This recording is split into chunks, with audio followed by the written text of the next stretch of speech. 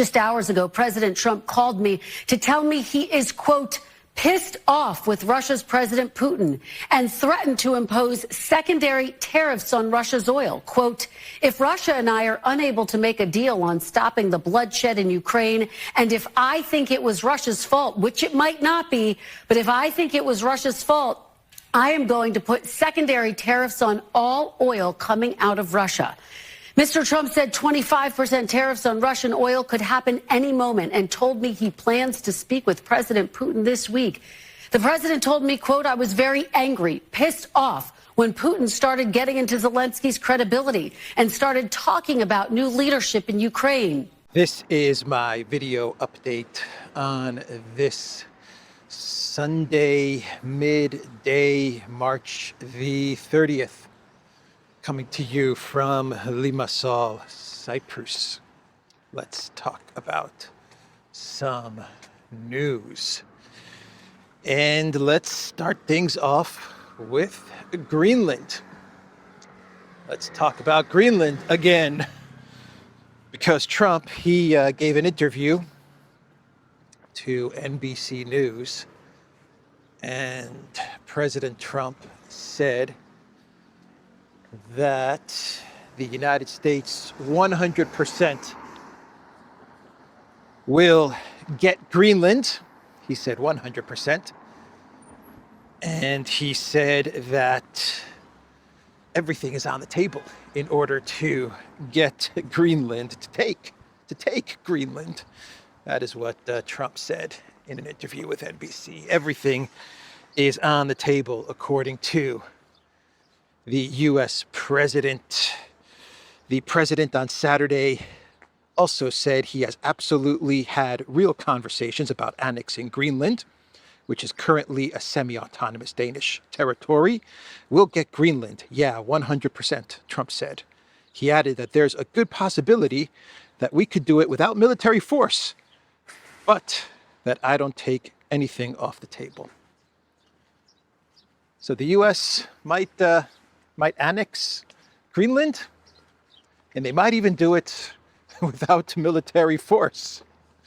How nice of them, without military force. Very, very nice of the Trump administration. So my sources in Brussels, in the European Union headquarters, of which I have many good sources, very, very close to Ursula and stunning and brave Kaja Kallas. They told me that the European Union is preparing big sanctions against the United States for their unprovoked, full-scale annexation of Greenland. Sorry, unprovoked, full-scale, aggressive annexation of Greenland. Yep, the European Union, along with the UK and Canada, are preparing big, massive sanctions against the United States for this unprovoked, full-scale, aggressive takeover of Greenland. Yeah, the EU is not saying anything.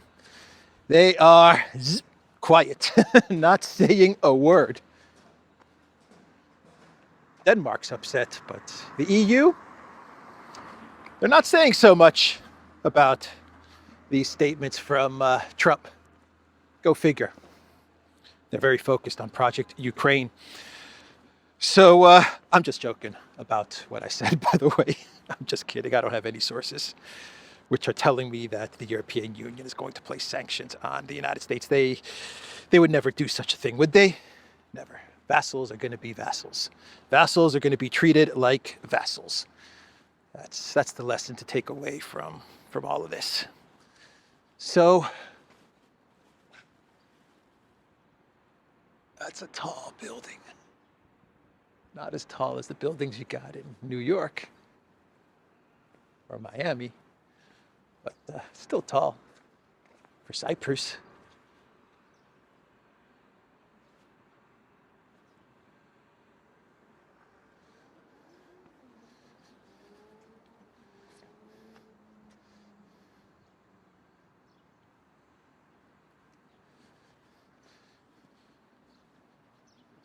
So let's discuss Signalgate.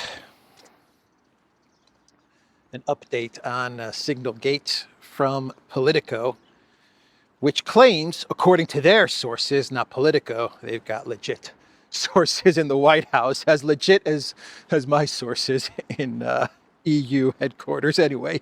They've got legit sources, and their legit sources tell USAID Politico that Mike Waltz was almost fired because of the Signalgate fiasco. And it was J.D. Vance and Susie Wiles that advised the U.S. president, perhaps it's time to cut Mike Waltz loose. This is according to USAID Politico. In private meeting, Vance and top advisors suggested Trump oust Waltz. The national security advisor almost got fired. He still might. So let me read you what Politico claims in this article. They say on Wednesday evening, following a brutal day of headlines surrounding the now infamous Signal chat, Vice President Vance, Chief of Staff Susie Wiles, and top personnel official Sergio Gore gently offered President Trump some advice in a private meeting.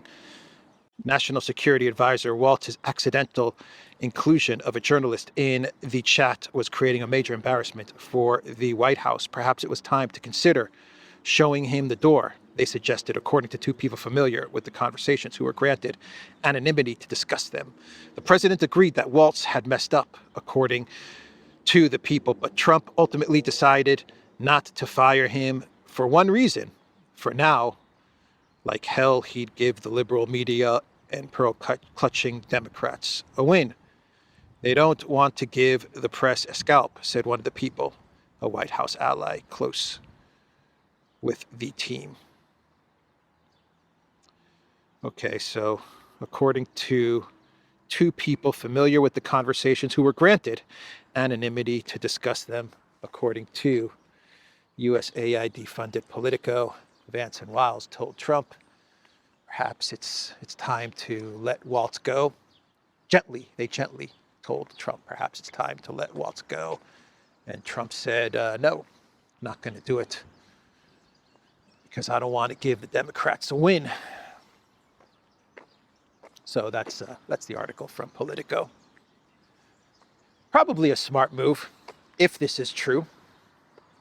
If this is true, and I would not be surprised if Waltz and Vance and Trump and Wiles had a conversation about Waltz, and they said, "Well, what do we do? What do we do with all of this Signal stuff? Maybe we should get rid of Waltz. Maybe we should keep Waltz. Maybe we should have them make some statements." I'm sure they kicked around a whole bunch of ideas. I think that's perfectly normal for them to do.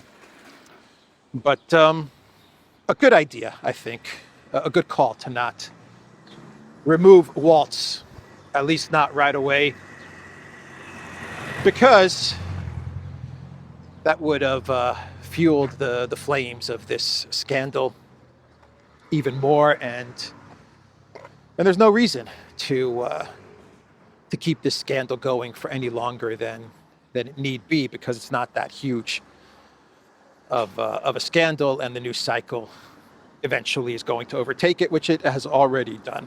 The news cycle has already taken over this Signalgate chat fiasco. It's embarrassing, but all right. It's not something that the Trump White House can't get over. And what you do with Waltz going forward, I would keep him on as national security advisor, at least for another year or two, and then maybe you ease him out, or you just keep him on and look, don't give him too much stuff to do, right? Kind of Keith Kellogg him in a way, at least when it comes to foreign policy. I don't think Waltz was ever up to the level of guys like Lavrov and Jaishankar and these types of of diplomats, and he was not going to be able to go head to head with these types of foreign leaders. So it's probably best to Kellogg him, sideline him for at least the important foreign policy stuff. Let Witkoff take the lead on these things, because Waltz was outmatched anyway on the big foreign policy negotiations. At least when it came to Russia, he was very much outmatched by Lavrov. So that is the Politico update. Not to mention that Waltz is very much a neocon, pro-war type of guy, and I don't think you need that in the next couple of years if you're the Trump administration. You have so much to do in the United States. The last thing you need is Waltz, who's very pro-Ukraine, who's very pro-war with Iran, mucking things up. So Elensky, he said that, according to Bloomberg, that he's ready to talk about revising Trump's terms on the latest minerals deal. That is what Bloomberg is reporting.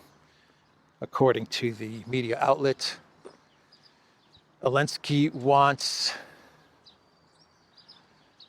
the Trump administration to invest more in Ukraine, invest more in Ukraine's resources, and then he is going to sign off on the revised, very harsh, very lopsided minerals deal that the Trump administration presented to Ukraine a couple of days ago. Just so we understand what's happening, Elensky's stalling. He's stalling and he's BSing, which is what he has been doing throughout all of these negotiations, as probably has Trump as well. I feel like this mineral negotiations is one big clown show. But Elensky, what he is suggesting is for the United States to invest more into Ukraine's resources, more investment into Ukraine's resources, which will then lead him to sign a minerals deal, which gives those resources to the United States in perpetuity. That's what Elensky is asking for.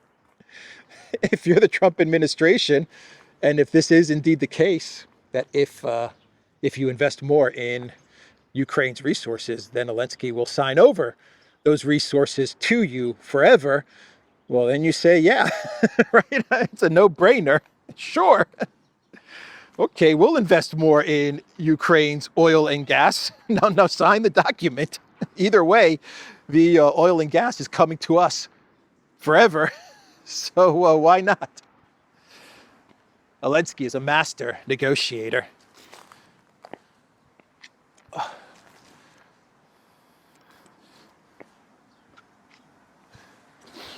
Lots of graffiti.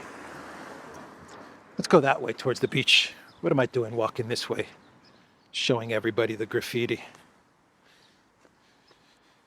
Let's get to the next story as well, which is, by the way, the European Union is preparing their 17th sanctions package, according to the EU Observer.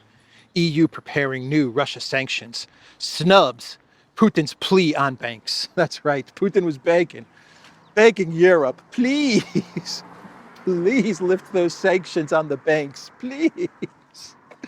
And then Ursula said, no, no, tatters, your economy is in tatters. I will not lift the sanctions on the banks. Oh, man. Ursula was giving an interview to the French media outlet. I believe it's called either LBC or LBI. I don't know. They're all the same. But she was giving an interview to these guys on Friday, and she was asked if she's going to lift any sanctions on Russia connected to the Black Sea ceasefire deal between the U.S. and Russia, and Ursula said no. The European Union will not lift any sanctions against Russia because the sanctions are working. They're working. They're working on us. They're not working on Russia. They're working on us. She actually believes the sanctions are working. She actually believes that the sanctions are straining the Russian economy. She believes that, or at least she's pretending that she believes that. So back to Elensky and his best buddy. Let's talk about his best buddy, his number one bro, Piers Morgan. No, not Piers Morgan. His number one bro is Boris Johnson, of course. Of course it's Boris Johnson. Can you hear all the birds?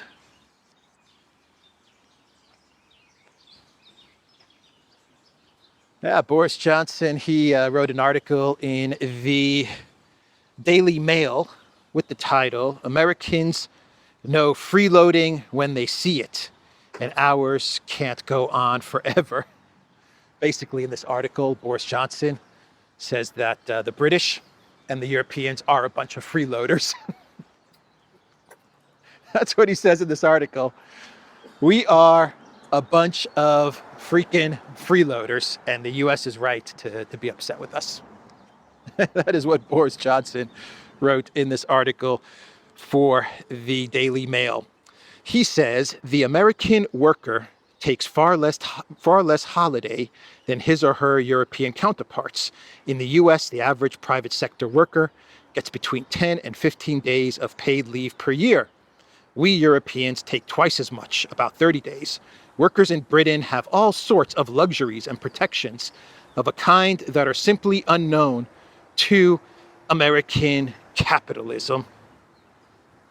And then he goes on to say that the British workers should give up their health care, give up their social services, or at least cut the funding of their health care services and their social services, cut all that funding and give that money over to the military industrial complex so that the United States is happy under the bridge, as the Red Hot Chili Peppers once sang, under the bridge.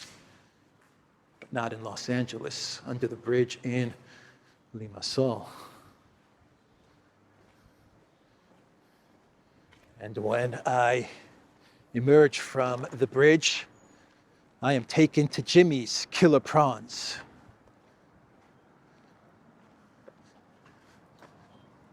A great seafood restaurant, Jimmy's. I believe he's from New York. I once talked to him a long time ago. I once met Jimmy, maybe like 7, 8 years ago. And I remember him telling me he's either from New York or Chicago. And then he moved to Cyprus because he had a passion for seafood, for restaurants, and he opened up Jimmy's. And it's been thriving ever since. I don't know why I'm telling you this. Anyway, Boris Johnson. Yeah, Boris Johnson is telling the British people, cut back on your social services and give that money over to the military industrial complex.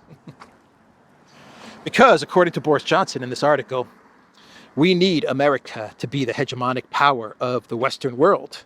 And we need America to stick up for freedom and democracy, especially in Ukraine, of course, especially in Ukraine. We must not be deluded into thinking we can create some European alternative defense pillar as a substitute for NATO. Who would lead such a thing? France, Britain, Germany? You only have to ask the question to see the problem. So that's Boris's argument. Give money over to the military, people of the UK and of Europe. Give more money over to the military, more spending on weapons, more spending on wars. Not because we're going to be able to create any type of army that will replace NATO. The United States is what he means. Not that we'll ever be able to replace the United States, but in order to please the United States, to make the US happy so that they remain a part of NATO and remain in Europe. It's not about replacing the US, because Boris is right on this. Europe will never be able to replace the United States when it comes to military and weapons and military spending and all that stuff. It will never be able to do such a thing. But if they spend more money on weapons, then they'll make the Americans happy, and the Americans will decide to stay in Europe. That's Boris's argument. Oh, Joe. Oh, Joe. And then we have the story of British Steel. British Steel announces it will close its 2 blast furnaces in Scunthorpe, ending all steel production in the UK after more than 150 years. The country that started the Industrial Revolution will no longer produce steel. The country that started the Industrial Revolution will no longer produce steel. Deindustrialization. Deindustrialization is complete.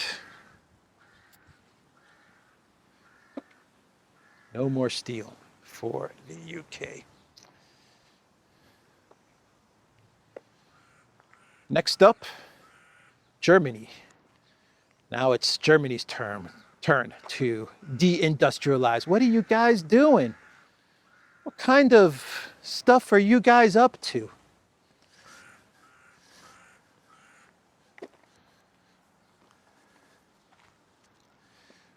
All right, let's move on. And let's talk about what is happening in France with Marine Le Pen, who is waiting on the embezzlement verdict, which will come out on Monday, I believe. And if she is found guilty, then that's it for Marine Le Pen. Most likely she will not be able to participate in politics, including taking on little Napoleon Macron. The Associated Press is reporting verdict looms in French far-right party's trial. Could this end Marine Le Pen's political career? So it looks like we have another Georgescu moment in the wonderful, flourishing democracies of the European Union. This time it's Le Pen. She was charged with embezzlement. Basically, from what I understand, she was charged with taking EU funds and using those funds so that she could pay staff and salaries in her domestic campaigns in France, which is not allowed. And that's what they're getting Le Pen on. Of course, I would not be surprised if just about every politician in Europe does something similar to this. I don't think this is unique to Le Pen if she did indeed do this. But maybe the European Union, when they're finished with this trial of Le Pen, maybe they can look into the COOF text messages of Ursula, just saying. Maybe. Maybe they can look into that. Probably not. No need to look into any of that stuff. Anyway, that is the verdict that will be announced on Monday. And let me see, what did the Associated Press say? Her political death. That's how French far-right leader Marine Le Pen described what's at stake in a verdict expected Monday that could derail her plans to run in the next presidential election scheduled for 2027. Another Georgescu moment. Democracy, EU style. EU style democracy. In Turkey, they're having huge protests. Some numbers are at 1 million people in the streets. Others have it at 2 million. They're protesting Erdogan's style of democracy. The people of Turkey, they're protesting Erdogan's style of democracy.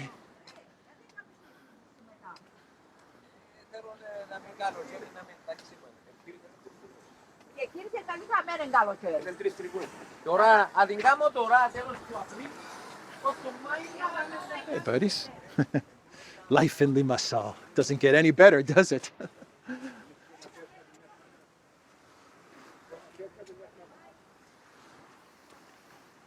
All right, we made it to the beach. Yeah, so they're protesting Erdogan putting in jail his political rival, Imamoglu. And in the European Union, they're looking to put in jail Marine Le Pen. I don't think she'll go to jail, but to find her guilty, locking her out of running for office. Turkey is a perfect fit for the European Union, an absolute perfect fit. Sign them up, let them into the EU tomorrow. That's what I say. Anyway, let's do some clown worlds, and we can wrap up this video. There's a story that's circulating on the interwebs, which says that Elensky, according to ex-Italian Prime Minister Massimo D'Alema,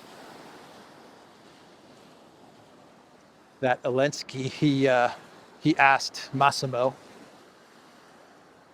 to approach China and Brazil to help him out against Russia in 2024, because he was afraid that the US was going to ditch him if Trump would win the elections, and that the EU was so worthless and weak that they would not be able to do anything.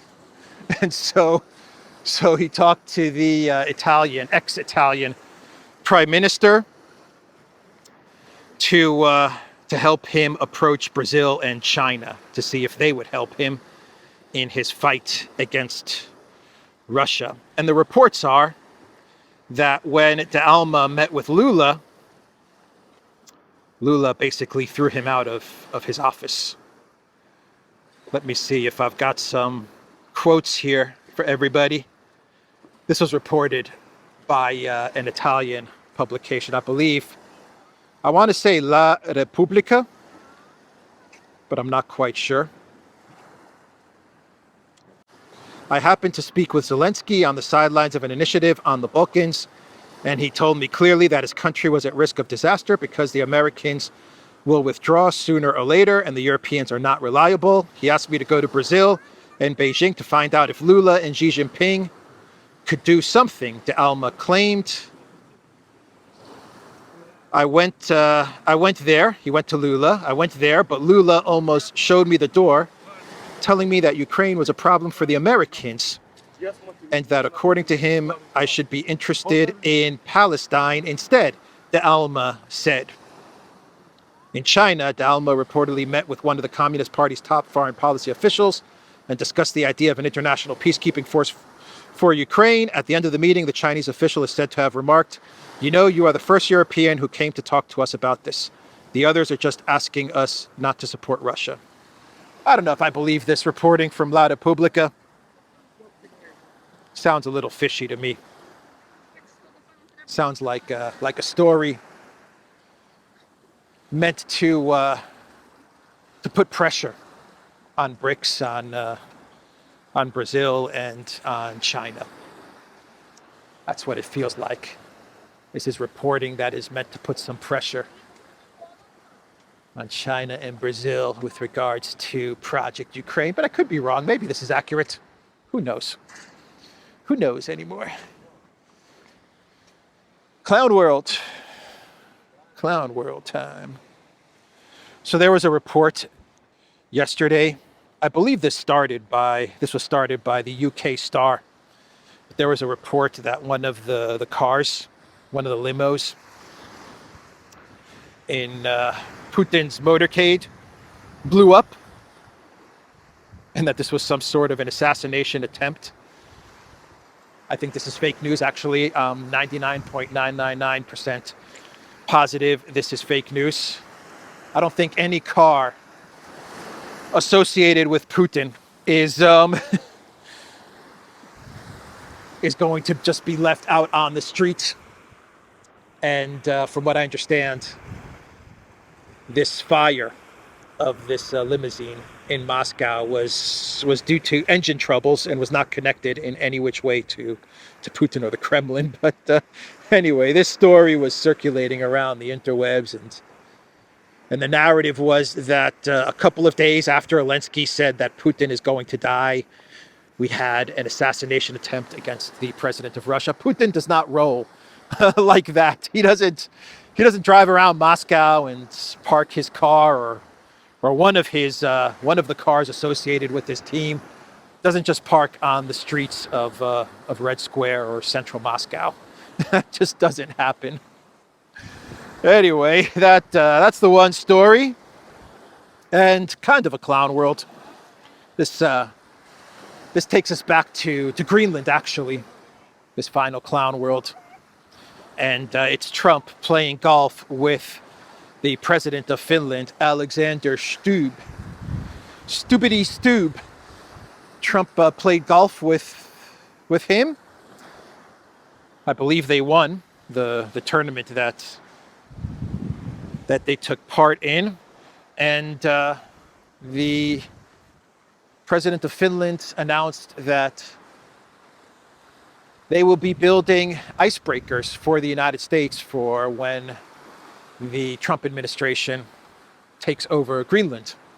That's the announcement that Stubb made. That was the results of this golf tournament and these talks between Trump and Stubb, who is a super war hawk, absolutely hates Russia, wants to defeat Putin.